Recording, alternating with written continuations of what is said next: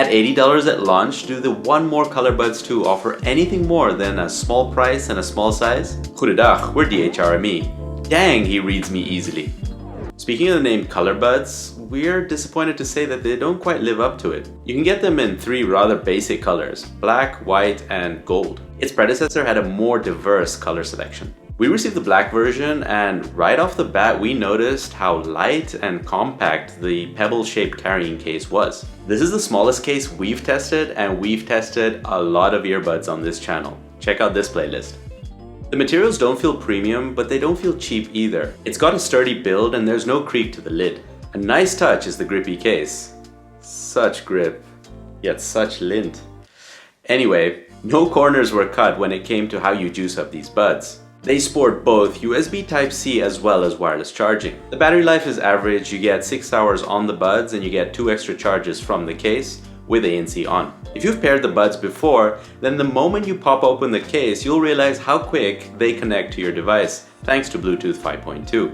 What wasn't quick to do, at least for me, was taking the buds out of the case. Rowan had less of an issue, but if my hands were dry, I had a hard time taking these buds out of the case. Maybe my hands need a firmware update, but the struggle was surely real. Once I got over my incompetent hands, I started using them in my ears, and I've got to say they're very comfortable and I could use it for quite a while. And what's also nice to say is that they stayed in my ears, and that's got a lot to do with the silicone tips being very grippy. Your mileage may vary because silicone with use will wear out.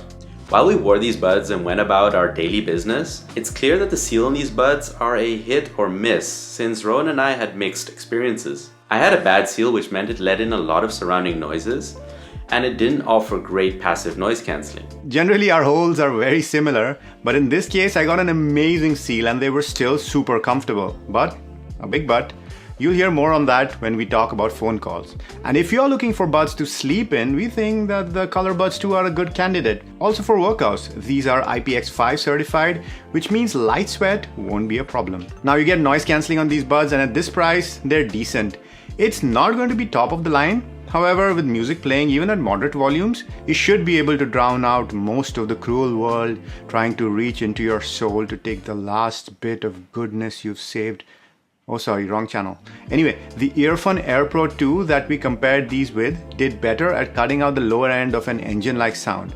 But ColorBuds 2 also has a pass-through mode, which is possible, but does sound rather tinny and generates a fair bit of white noise. Alright for the price bracket, but certainly doesn't give you that naked ear feeling that the AirPods Pro do. These are not the loudest buds out there, but with their size and shape, it's kind of expected. Now, just to be clear, we use these at about 70% volume, so they're not bad. But if you're a volume junkie or hard of hearing, maybe look somewhere else. They support the best codecs: aptX Adaptive, aptX, and AAC. In terms of how they sound, they fall on the more natural sounding side of the spectrum than something like the similarly priced Earphone Air Pro 2, which exaggerates everything in an attempt to insert fun into your ears. The ColorBuds 2 don't have an overdone bass or treble, and the timbres of instruments and voices sound natural and kind of realistic. Instrument separation on something like Eric Johnson's Cliff of Dover was very good as well. Very 1More. And if you're wondering, yes, these sound similar to the 1More ComfortBuds Pro, but because I could never get a good seal with those, I got a much better consistent sound out of these. The mids are much more present than your typical V-shaped buds, and you will enjoy these more than the fun-tuned ones if you like that sound. However, these sound very transparent for the price range, which means good recordings sound good, great recordings would sound great, and bad recordings would sound bad, which means these can also come across as a little bit boring for the average listener. They do take EQ decently though, but there's no EQ in the app. And speaking of EQ, let's talk about 1More's collaboration with SonarWorks Sound ID. The idea here is to test your ears for volume and frequency sensitivities and tune the sound of the buds accordingly. We think this is very hit or miss. When I ran the app, I chose a rock track for tuning and then realized pop and EDM sounded weird when I listened to actual songs. Maybe it's just me, but I found it to be more trouble than it's worth, and I did end up turning it off no matter how many times I ran the Sound ID app. Now there are people who swear by Sound ID, and if you're one of those, it's cool that you actually get that integrated with the 1More app, but we'll take a pass on these.